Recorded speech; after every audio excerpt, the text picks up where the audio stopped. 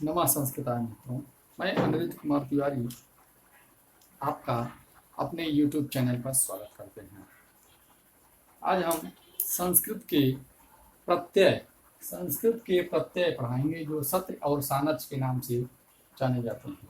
संस्कृत के प्रत्यय में हमने छोटा वीडियो बनाने के लिए तथा जल्दी से जल्दी समझाने के लिए अपना वीडियो और कम से कम जीबी के लिए ऐसे पहले लिख लेते हैं, फिर उसके बाद समझाने का प्रयास करते हैं। तो देखिए मित्रों, आज हम आपको संस्कृत प्रत्यय पढ़ाएंगे। संस्कृत में तक तवत प्रत्यय हो गया था, आज सत्रिय और सानत प्रत्यय पढ़ाना है। तो सत्रिय और सानत प्रत्यय जो होते हैं वो हम आपको परिचय दे दें। सत्रिय और सानत प्रत्यय से 2-3 क्वेश्चन पूछे जाते हैं। एक तो पूछता है सत्रिय और सानत की किस सूत्र से सत्संज्ञा होती है। सत्रिय सानच की तव सूत्र तव सत देखिए, ये तव सत सूत्र से सत्य और सानत दोनों की सत्संज्ञा होती है। क्या होती है? सत्संज्ञा होती है। उसके बाद पूछता है सत्य और सानत किस काल में आते हैं। तो सत्य और सानत दोनों क्या होते हैं? वर्तमान कालिक होते हैं। और अब वर्तमान काल तो दोनों होते हैं, लेकिन फिर अलग अलग भी होते हैं। क्यों? जैसे देखिए, सत्य अगर प्रत्यय लगा है तो वह परस्मैपदी में होता है, और सानच प्रत्यय जो होता है वह आत्मनेपदी में होता है। जैसे देखिए, यहाँ सत्र प्रत्यय जो होता है परस्मैपदी वर्तमान काल में लगता है। ठीक, यह सत्र जो प्रत्यय होता है यह परस्मैपदी वर्तमान काल में होता है। इसका रूप तीनों लिंगों में चलता है। इसका रूप तीनों लिंगों में चलता है।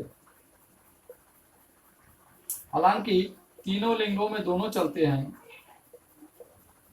और सानच प्रत्यय जो होता है वह देखिए आत्मनेपदी वर्तमान काल और तीनों लिंगों में, यह भी तीनों लिंगों में।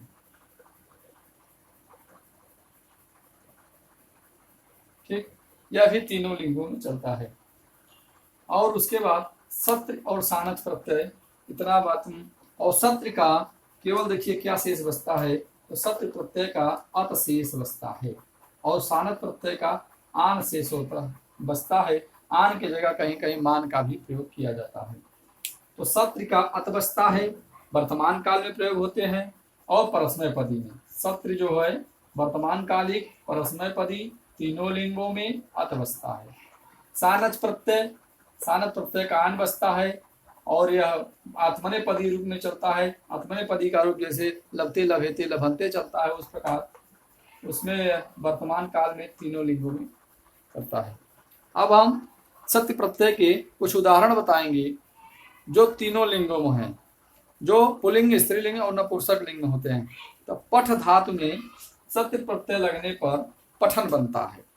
सत्य देखिए, यहाँ की बात बताते हैं। सत्य प्रत्यय जो होते हैं,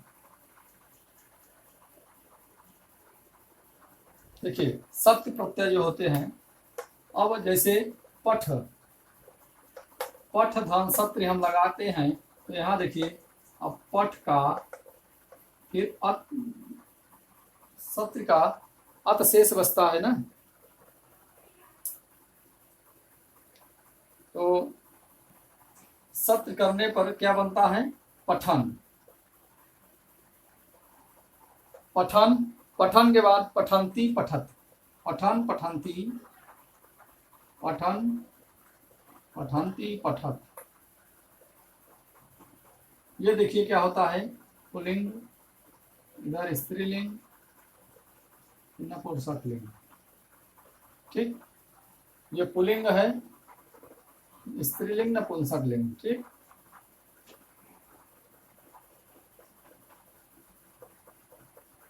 पुल्लिंग, स्त्रीलिंग, नपुंसक लिंग। पठन पठंती पठत। उसके बाद लिखन लिखंती लिखत, लिख धातु में लगता है।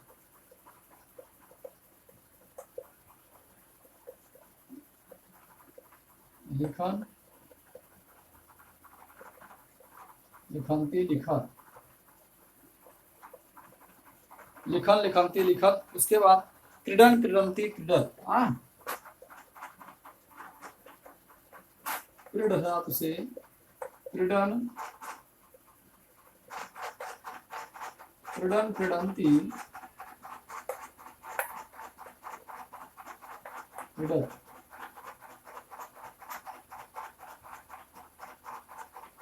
क्रीडन क्रीडंती क्रीडत। ठीक,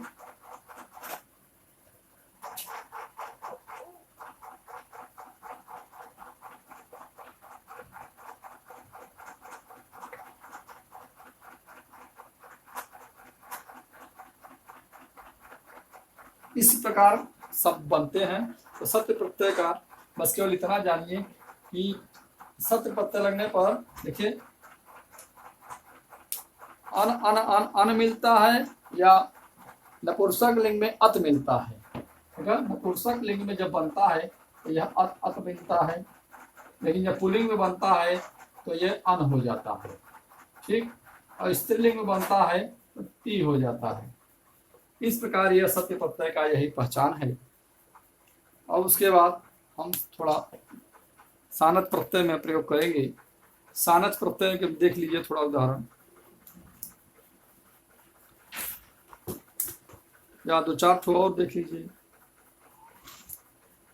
जैसे गम, गच्छन गच्छन्ति गच्छत, गच्छत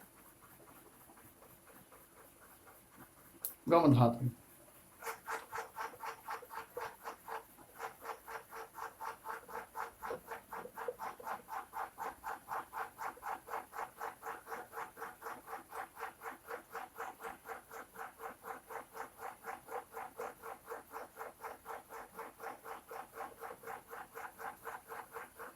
पठ,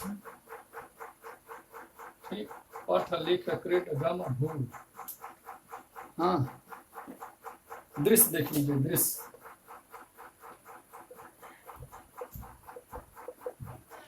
दृश्य का दृश्य देखिए, पश्यन पश्यंती पश्यत, दृश्य का देखिए पश्य हो जाता है तो पश्यन पश्यंती पश्यत।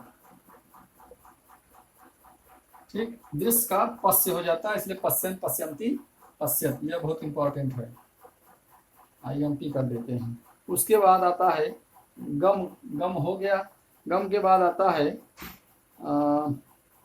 कथ, कथ, कथयन कथयंती कथयत, कथ देखिए, कथ,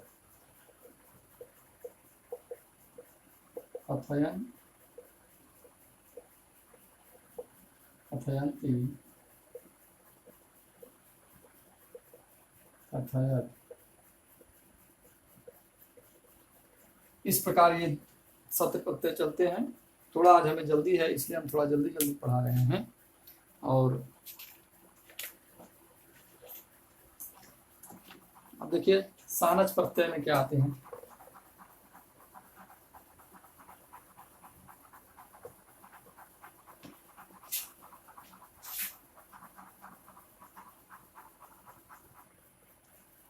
तो सानच प्रत्यय हम अगले वीडियो में पढ़ाएंगे। थोड़ा जल्दी है, हमें कहीं निकलना है। ओके।